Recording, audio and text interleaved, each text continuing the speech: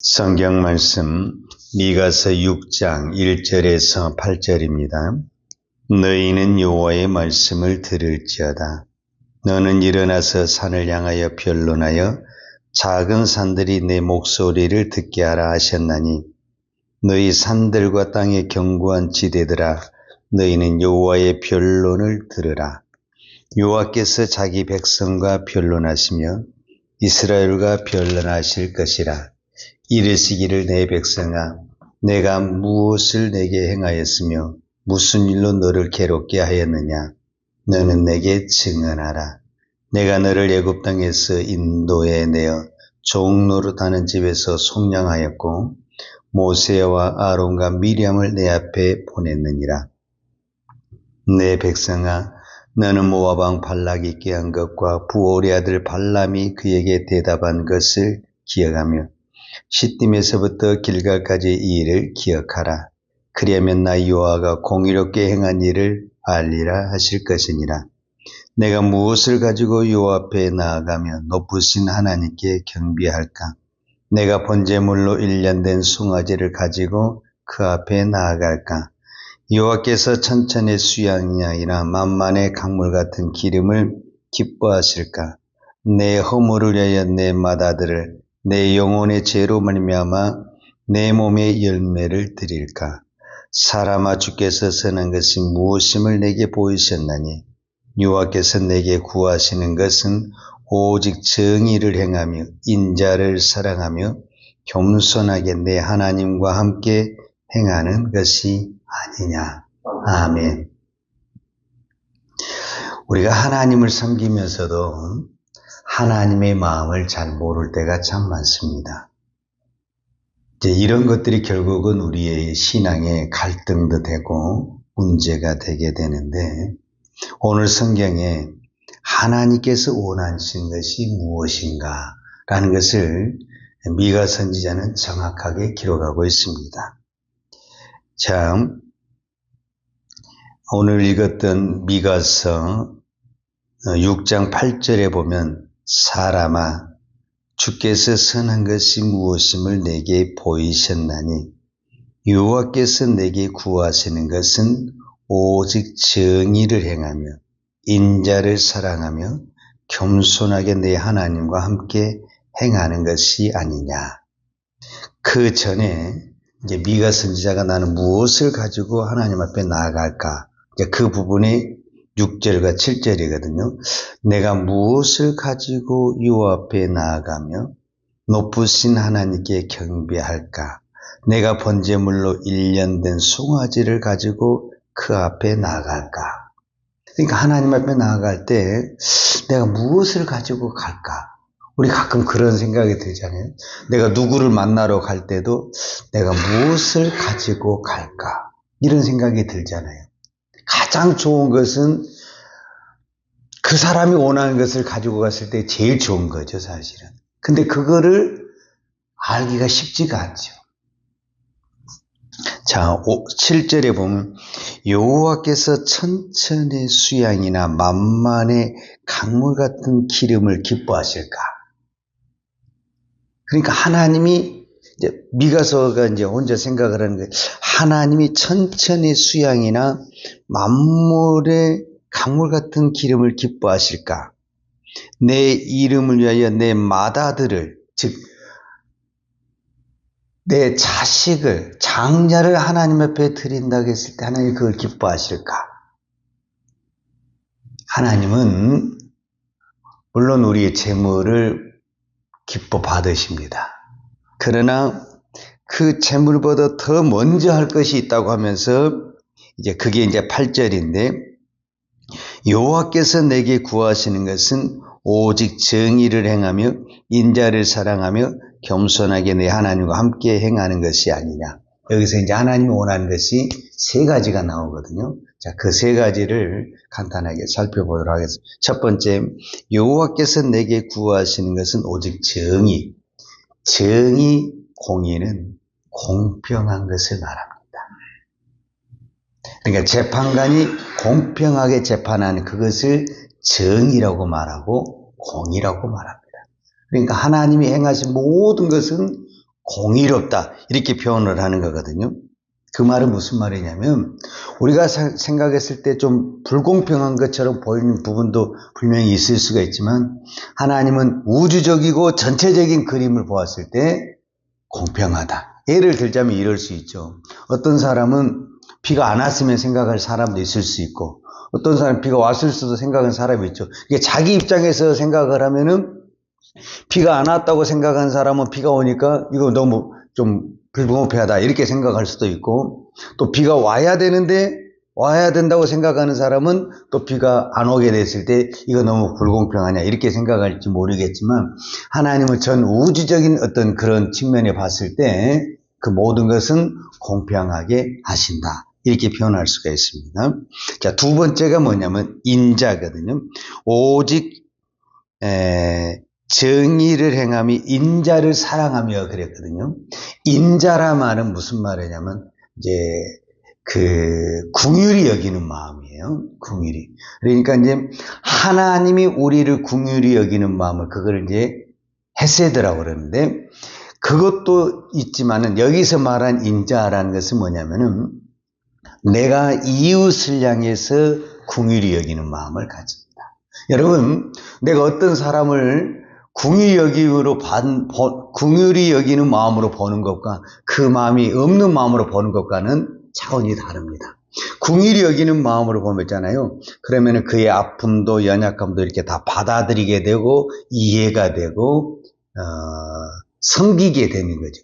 근데 그 궁휼의 마음이 없게 되면은 이해가 안 돼. 왜 저러는지, 왜 저렇게 말을 하는지, 왜 저렇게 행동하는지 이해가 잘 안 될 거죠. 그래서 여기서 말하는 이 인자함이라는 것은 내가 이웃을 향한 어떤 궁휼의 마음이다. 이렇게 말할 수가 있습니다. 그 다음에 겸손하게 내 하나님과 함께 행하는 것. 이것을 우리는 뭐라고 표현하냐면은 하나님과 동행하는 것이다. 이렇게 말할 수 있어요. 제가 이제 이 세 가지를 묵상하면서 한 가지 깨달은 것은 뭐냐면은 자, 정의. 간단하게 말해서 정의, 인자, 동행. 다 좋은 거죠. 이게요, 한 번은 할 수 있어요. 한 번은. 근데 꾸준히 하는 것이 어렵다. 그 말이에요. 누구든지요, 처음에는 할 수 있다니까요. 이스라엘 백성들이 맨 처음에 애굽에서 나왔을 때 그들은 정말 하나님 앞에 감사하고 막 찬양하고 그냥 하나님이 최고 이렇게 했단 말이에요. 근데 광야가 길어지니까 그 감사하는 마음이 뭘로 바뀌어버렸어요? 불평으로 바뀌어버리고 원망으로 바뀌어버렸어요. 그러니까 무엇이든지 처음에는 기쁜 마음으로 할 수 있어요. 그런데 그것이 오래 가다 보면은 나도 모르게 지치게 되고 또 넘어지게 되고 힘들어지게 되면서 나도 그거 알아. 근데 나 너무 힘들어. 이렇게 하면서 우리 스스로가 무너지게 되고 약하게 되는 것을 볼 수 있습니다. 신앙은 그래서 인내의 싸움이다 라고 이야기할 수 있습니다. 여러분, 내가 마음먹고 전도하는 것도 그렇고 기도하는 것도 그렇고 섬기는 것도 그렇고 한 번은 내가 그래 마음먹하지 할 수 있다니까요. 그러나 꾸준히 한다라는 것은 결코 쉽지가 않습니다. 자, 이 세 가지를 통틀어서 하나로 정리할 수 있는 단어가 뭐냐? 저는 마음이다. 마음. 자, 우리가 잘 아는 그 십계명 밑에 이런 말씀이 있잖아요. 무슨 말씀입니까? 너는 마음을 다하고 목숨을 다하고 뜻을 다하여 주 너희 하나님을 사랑하라. 그렇게 말씀하셨잖아요. 자, 여기서 마태복음 22장 37절에 나온 말씀인데 예수께서 이랬을 때 내 마음을 다하고 목숨을 다하고 뜻을 다하여 주 너희 하나님을 사랑하라 하셨으니, 자, 여기서 마음을 다하고 목숨을 다하고 뜻이거든요. 여기서도 세 가지가 나와요. 자, 마음이 나오고 목숨이 나오고 뜻이 나와요. 여기서 우리가 가장 소중하게 여긴 것이 뭐냐면은 마음입니까? 목숨입니까? 뜻입니까? 여기서 제일 중요한 게 뭡니까? 마음입니까? 목숨입니까? 뜻입니까? 여러분, 세상에서 제일 가치 있는 게 목숨 아닙니까? 그런데 예수님이 1번에다가 목숨을 넣지 않았다라는 거예요. 1번에다가 마음을 넣고 마음을 다하고, 목숨이 제일 1번이라면 목숨을 다하고 마음을 다하고 뜻을 다하고 이렇게 가야 되는 건데, 예수님이 어떻게 갔냐면 마음을 다하고 목숨을 다하고 뜻을 다하고, 1번에다 무엇을 뒀냐면은 마음을 뒀다는 거예요. 마음. 자, 1번에 마음을 뒀다라는 것은 뭐냐면은 제일 중요한 것이 무엇이다? 마음이라는 거예요. 마음. 내가 목숨을 바치겠습니다. 근데 마음이 안 가서 그럼 됩니까? 안 됩니까? 안 돼. 근데 내가 목숨을 바칠 마음이 없어도 마음이 가면은 뭐가 따라옵니까? 목숨이 따라온다라는 거예요. 그래서 오늘 또 우리가 뭐가 중요하냐? 마음이 중요합니다. 마음. 내가 오늘 또 어떠한 마음으로 사느냐? 그 마음이, 그래서 예수님도 내 마음이 있는 곳에 보물도 있고 내 마음이 있는 곳에 천국도 있고, 우리 마음이 지옥이 될 수도 있고 천국이 될 수도 있고 그런 거 아니겠어요? 그래서 예레미야 선지자가 말하는 것처럼 무엇을 지켜야 되냐? 우리의 마음을 지켜야 됩니다. 내 마음이 무너지면은 세상이 무너지는 겁니다. 세상이 무너져도 내 마음이 안 무너지면은 안 무너지는 것입니다. 그런데 세상은 잘 돌아가고 있는데 내 마음이 무너지면은 이미 세상은 다 무너진 것과 같은 것입니다. 그러니까 어떤 사람 보면은 마음이 무너져서 그냥 희망을 잃고 사는 사람들이 얼마나 많습니까? 근데 어떤 사람은 아무것도 다 무너진 것 같은데도 날마다 기쁨으로 살고 희망을 가지고 사는 사람이 얼마나 많습니까? 이게 다 어디에서 나오는 거냐면은 마음에서 나오는 것이다 라고 말할 수 있습니다. 그러면 이 마음을 어떤 마음으로 가야 되느냐? 사도 바울이 빌립보서 2장 5절에 너희 안에 이 마음을 품으라 곧 그리스도 예수의 마음이니 그랬습니다. 오늘 우리가 이 세상을 이기려면 내 마음 갖고지는 세상을 이길 수가 없습니다. 내 마음에 안 드는 사람이 너무너무 많아. 우리는 예수님이 아니잖아요. 그렇기 때문에 예수님의 마음으로 가면은 다 용서도 되고 다 포용도 되지만, 내 마음으로 가면은 보고 싶지 않는 사람이 많이 있을 수 있잖아요. 그래서 오늘 또 우리가 이 새벽에 기도하는 거는, 하나님, 내 마음으로는 이 세상에 마음에 든 사람이 한 명도 없다니까요. 그러나 예수님의 마음이 우리 안에 임하게 되면 그렇게 미운 사람도 그래, 다 속이 있겠지, 자기들도 다 어려움이 있겠지, 우리가 이렇게 받아들일 수 있죠. 자, 그것을 표현한 단어가 오늘 미가서 6장 8절에 하나님과 동행. 하나님과 동행하려면은 하나님의 마음이 내 안에 있어야만이 동행이 됩니다. 우리가 동행을 한다는 거 그냥 쉬운 것 같죠? 굉장히 어렵습니다. 여러분, 갓난 애기만 옆에 있어도요, 얼마나 힘든지 몰라요. 다 맞춰줘. 근데 하나님과 동행한다? 말을 제대로 하겠어요? 행동을 하겠어요? 제대로 눕기를 하겠어요? 뭘 하겠어요? 너무너무 힘들 수가 없어요. 그러나 하나님이 내 안에 오면은 행복하고 기쁘고 감사가 될 줄로 믿습니다. 오늘 이 새벽에 기도할 때 저와 여러분에게 예수의 마음이 충만하기를 축복합니다. 기도하겠습니다. 하나님 아버지, 감사합니다. 오늘도 이 새벽을 깨우며 기도할 수 있는 은혜 주신 아버지 하나님, 감사합니다.